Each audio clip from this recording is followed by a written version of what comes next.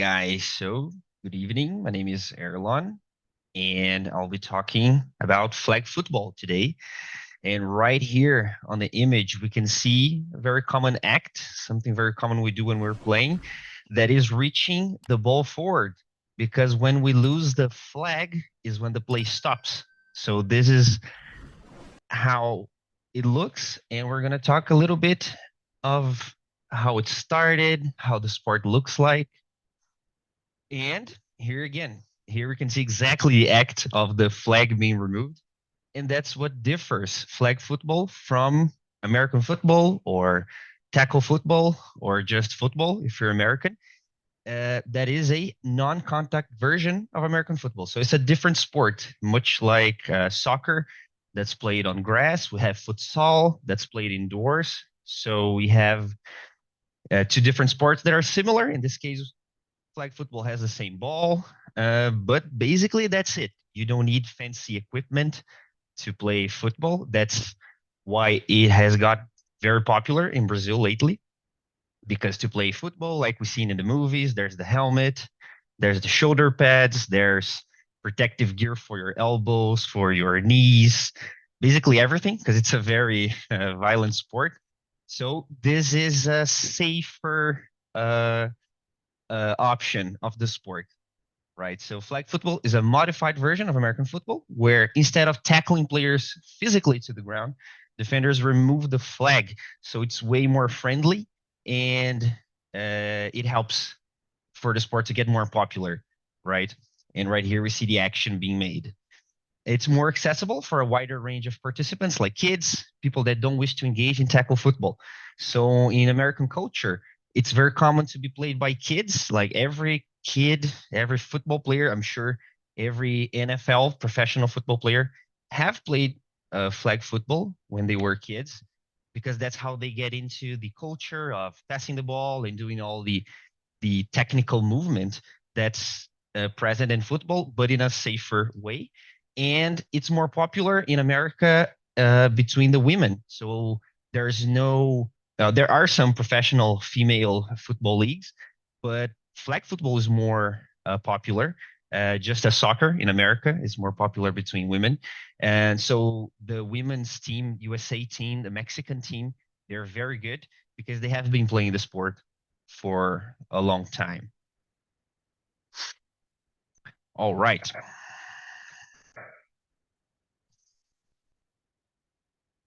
So right here we see a very good play by a teenager that's playing in a very well organized league that America has, right? So their infrastructure is it's not a secret, right? The Americans have a great infrastructure, so there's championships, and it's very widespread. It's very popular. And right here on the play, I'm gonna put the video again because it's really cool to see how she dances around, kind of swings her hips to avoid having the flag removed. And that looks very fun, and it is very fun to play. So I'm gonna just put this one again.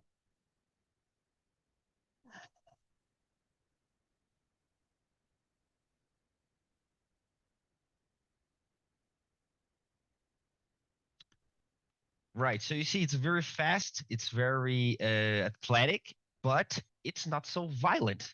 I mean, I don't say not so violent because, of course, some contact can happen between plays, but it's not the goal, right? So as you just need to remove the flag, it's a thing that makes it nice to look, nice to see because it's more skill based, right? You need to be very quick. So we're going to talk a little bit about the rules, regulations overview, understand how the field works, some of the rules, and the defense and offense. So the two teams, they always have different players, specific players for defense, specific players for offense. And we're going to understand a little bit about their roles and different goals that they have. And flag football in Brazil. So the teams that go the teams that compete in Brazil and the recent goal that Brazil has to be on the Olympics because flag football became Olympic and it will be in the 2028 Olympic Games in Los Angeles. So it's going to be very fun. And right, so right here, you guys can see the field. It's way shorter than a American football field. The American football field has around 120 yards. The flag football field has 70, so 70 by 30. And right here, we have the end zones. So that's where the points are made. And right here in the middle of the field, we have the no run zone, as well as we have it here in the end zones. So the game is played with teams of 5, and the objective to score touchdowns by advancing the ball across the opponent's goal line or receiving a pass inside the end zone, right? That we can see here. So the team will spread out here on the field, and they're gonna try with passes or run plays to get yardage. So it's a game of you gain territory, right? So as you gain yards, of course, very similar to American football, the regular football. But flag football emphasizes agility, speed, and strategic thinking, offering a platform for developing fundamental football skills in a safer environment and the football culture. So this football culture, right? That's the American thing that they have that's very strong. So the kids play, you play in high school, you play in college, everybody likes to see. So if you type flag football on YouTube, you're probably gonna find a lot of results with kids playing and teenagers due to that. And there's no kicking, although the name is still football. There's no kicking in flag football. All the points are scored with passes, or if the ball carrier crosses the goal line, right? So the goal line here, and the field doesn't need the traditional upright. So that thing where usually you kick the ball in the middle in American football, the uprights, we don't have that in flag football. So it's, like I said, it's simpler, it's cheaper to play, right? You don't need a lot of things to make the game work.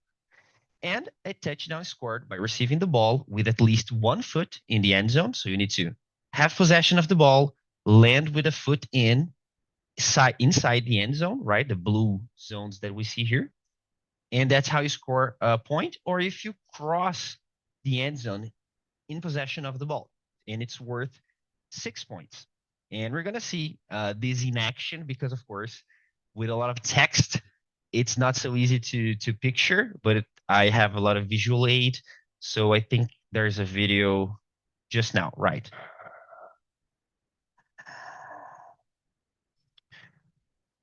Right. So what we saw here, I'm gonna put it again shortly. It's I don't think I can pause the video. Try. I don't think I can. Right. So here you can see the field. It's very common that it's used soccer fields because it's more a common sport. So they have this flag football field inside a soccer field, and we can see here 1, 2, 3, 4, 5. 1, 2, 3, 4, 5. So the defense and the offense in play, when the ball is snapped, right? So the act of snapping the ball is to put the ball backwards into the hands of number 8 here. And number 8 is what we call the quarterback. So he's going to do the passing to one of his teammates, and we're going to see how many yards he can get if he has possession of the ball and he has at least 1 foot in, and that happens. So let's see here, the pass. Right, so he made the pass. So his team got all this yardage. So this is where the team is now because the ball has been played to this point of the field. And the opponent here, this is Mexico versus Japan in a World Cup in 2018, I think. And you see the Japanese athlete removed the flag very quickly, very good tackle. So he avoids some damage of yardage, and the play is ended. So he just returns the flag to the other player.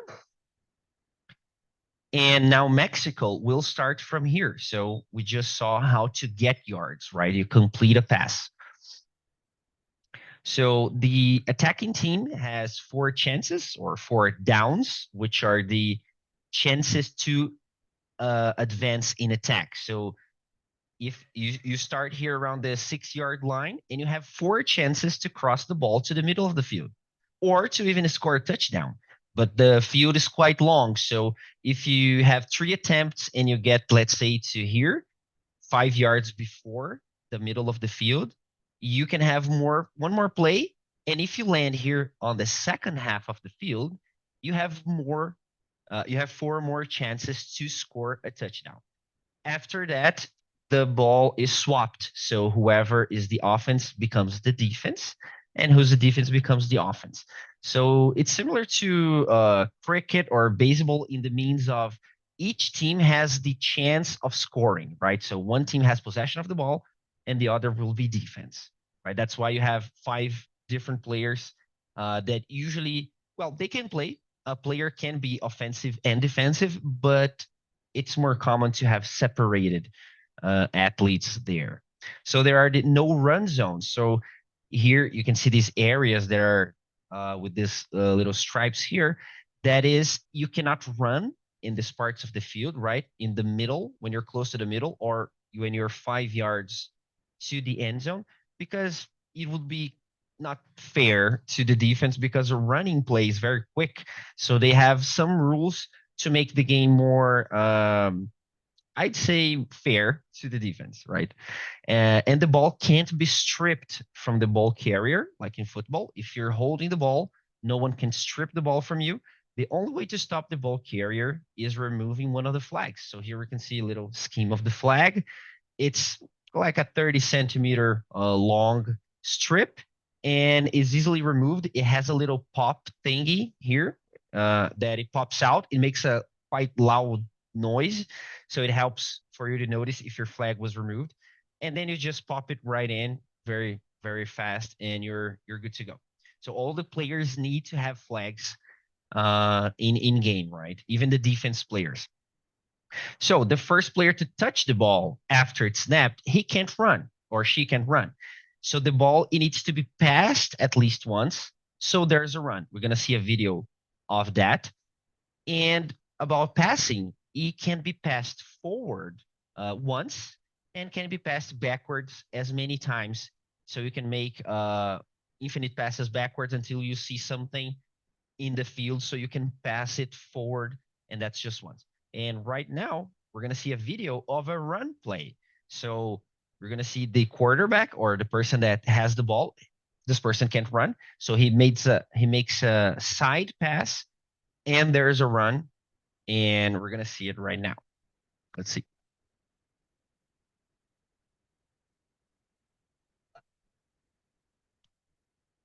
Right. So the kids are playing with 3 flags, so it makes it easier to be tackled, because there's a lot of the learning environment that flag football has. I'm gonna put it once more because it's very quick, but you see the quarterback has the ball, he passes it to the side, and then we see the run play.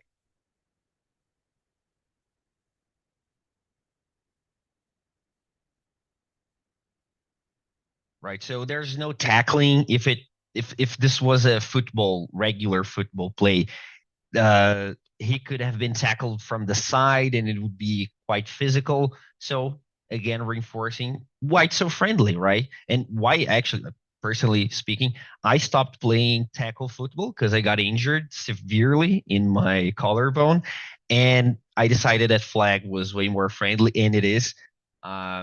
It's you don't get hurt as much, I would say. Right. So now we're going to take a look at the offense. Being an offensive player means you got to memorize things. You really got to have it in your mind, each play that is called. So usually the plays have codes like let's run play ocean, or let's run play forest. And then you study those plays to know what do you need to do. So this is what we call a tree route. So there are some concepts of routes, and of course, another American culture thing. It's a lot of it makes you want to understand in English what happens if you're a flag football player and you don't have you don't speak English. You at least got to know a couple things, right? Like a quick out, which the name gives it away. You run 2 or 3 yards, and you cut outside to receive a pass, and you have a slant, you have an in route, you have an out route, You have a comeback. So all what you see here is the movement that the player needs to do. So he runs on a comeback. He runs around 8 yards and he turns back to receive a pass, or you have a hitch, or you have a corner, which of course you run to the corner of the field. You have a go route where the name says you just go forward, or you have a post. And we can see here on this side here of the slide, you have the center, the C, doing a post.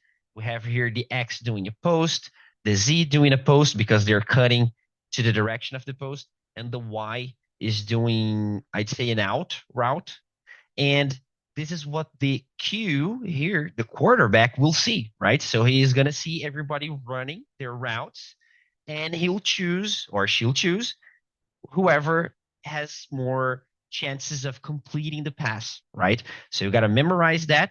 It's not so easy, but it's part of the game, right? And this is a traditional layout of the offense called the spread. Again, if a player is not so familiar with English, he will be, because the spread, as the name says, we're going to have players spread on the field. So usually one player at least at the side of the ball. You have the center, and there are some other formations as well, like a tight formation. Again, in English, makes a lot of sense. You have a tight formation, everybody there together. You have here a slant, you have two go routes and an out route. So there's lots of concepts of passing game, right? You want a short route to make a quick pass if that guy's open. You have a long route in case the back of the field is uncovered and you want to risk for a 30 yards pass. So the game has a lot of strategic thinking, and it's like a moving chess, I would say. It's very similar to a chess game in a lot of ways. Right here we have the trips formation, which the name gives it away. You have three players on the same side of the ball. So here this guy is doing an in route. Here we have a corner. We have an out route here as well. And right, so these are a couple of the formations that we have. I think there's a video right now. Right, let's take a look.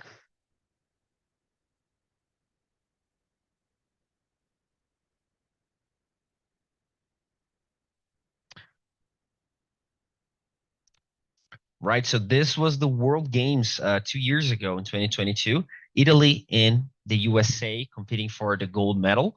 And here we see the quarterback from the USA. Oops, let me pause the video so we can take a look. So here we see the offense, right? They are in a spread formation. So we have at least one player to the side of the ball. We have the quarterback. And the guy that gets the ball is this one. So he has a go route. We're going to see him just running forward. He gets to the back of the field, right? And here number 7 has a very good arm. So he puts the ball right there. And here number 21 removes the flag just as the player was about to cross the goal line. So he avoided the team to be scored 6 points. So he gets the flag right here. So that means, of course, the USA will start from the 2-yard line. So they will be very close to the end zone. So very likely they're going to score because they're very close to the objective, right? So the game is all about gaining territory. So if you're that close, it's expected some points to be scored, right? The offense is expected to score. So he didn't score, but he got his team in such a good position that he's celebrating, and that's very common, right? To make a nice advance for his team. All right. Another interesting thing about flag football is that to avoid getting tackled, right, getting his flag removed, the player can spin, he can dip, but he cannot jump or have his both feet in the air. So that's a movement that requires lots of strength in your legs and in your knees, because you go down very aggressively to avoid getting tackled. Let's take a look here.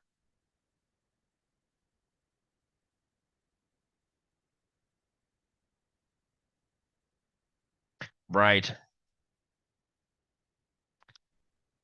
So you see, he didn't get his flag removed. He avoided 4 or 5 tackles just with hip movement. So you gotta have a lot of flexibility to do those kinds of moves, and it looks very, very interesting. This is a skill move that's very hard to perform.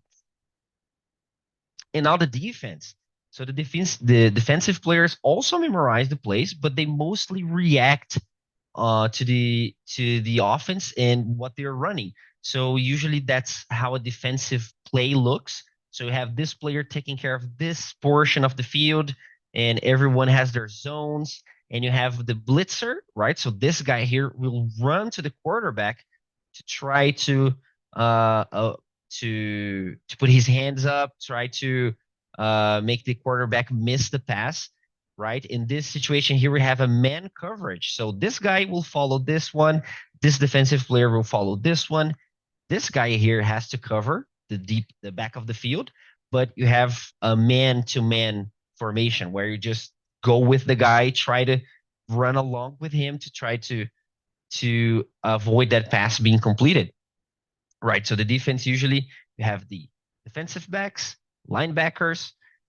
So usually the defensive backs take care of the sides and back of the field, and the linebackers usually of short passes in the middle of the field. But that can change a lot. So yeah, they run along the receivers, try to cover for a pass, try to deflect an air ball. So if the ball is in the air, you can dispute the ball. You can try to swat the ball away, right? Or they can intercept the ball. So if a defensive player can get the ball and have control of the ball in the pass, they can run to the other side. They can run to the end zone and score. So we're gonna have a video here of an interception, right? So this is for my team, actually, right? The Crocodiles, Coritiba Crocodiles, the team that I play. So we had an interception here in this game. So the white player here, the white jersey player, throws the ball, but our defensive player got the ball, right? So intercepted. And now he can run to the other side. He can try to score, and the white team will try to get his flag because now he has possession of the ball. Right, so he got his flag removed here. So that's where the attack, the offense of the green team will enter the field. So that's a very good play. If you intercept the ball, it's a great play because you take the chances away of the other team and you give the possession to your team. So that's very good play. Right. So flag football in Brazil. This is the Brazilian squad, the Brazil Onças. This is the national men's squad in a training camp. The sport started informally since 2000. There are teams that play, but the first competition was in 2012. It was mostly female teams. Male teams got more popular after 2016, 17, I think, that we had the first men's, where first time men participated in the national championship, but the women are carrying the sport since it started. In the same year, right, 2012, the women's national team competed in Gothenburg, Sweden. And at this time, Brazil officially accounted for 8 female teams only and none male teams. And it was the first national championship. It was held in 2012. So here we can see a couple of teams, flags being removed, some tackles. Here we have, I think it's Brazil and France playing in the World Games that happened in 2022.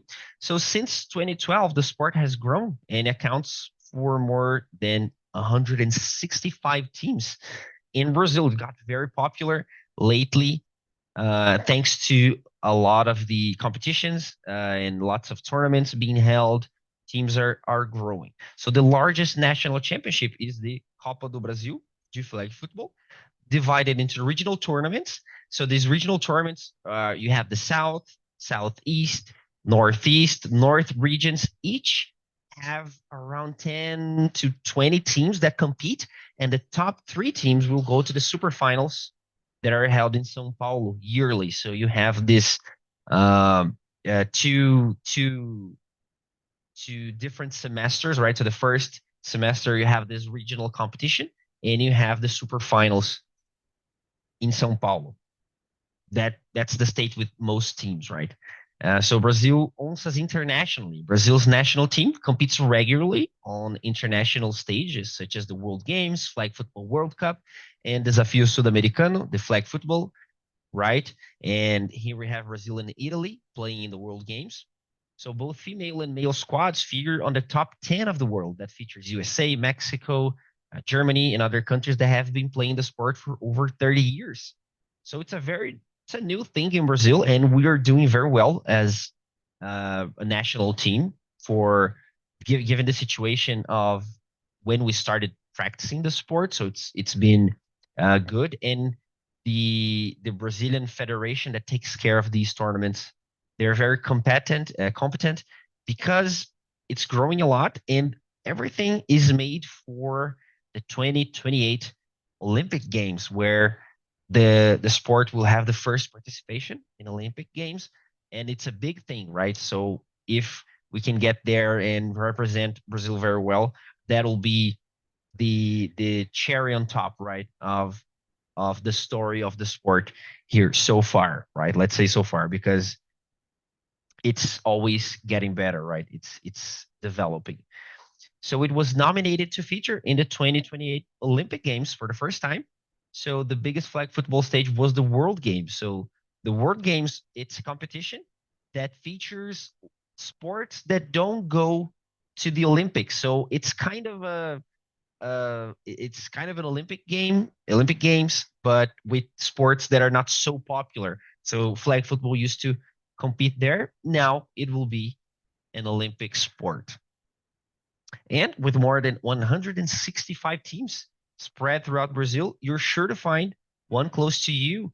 So here we have the Parnamirim Scorpions. Of course, the names of teams are usually in English or something related because of the American culture of football, that people that play the sport usually like American football, or it's the other way around. They start practicing and then they'll like the sport more. So we have the Parnamirim Scorpions from Rio Grande do Norte, the North Indians from Belém do Pará, Rio Football Academy from Rio de Janeiro. These are the Goiânia Rednecks, Curitiba Lions. We have the Amazon Blackhawks from Manaus, Flag Kings from Rio de Janeiro, Teresina Warriors from Piauí, the Warriors from the Ajuricaba in Amazonas, America Locomotive, the Carlos Barbosa Chimangos, the Rio Preto Whalers, the Guarulhos Rhinos, Floripa Ghosts. So the teams, they get very creative with the names. The Londrina Bristlebacks, my team, the Coritiba Crocodiles, right? And I think that's it. With the goal was to talk a little bit about the sport, have this introduction. There were more videos that I would like to bring, but maybe would get a little longer because there's so many interesting plays and very competitive situations that as the game develops, a team scored, the other one scores, and then the defense gets into play. So it can get very exciting, and it's faster. It's like 1 hour long every game. So it's very welcoming for people that are not familiar with the sport. And I hope you guys liked it. And that's it, I think. And of course, now we're open to questions and so on.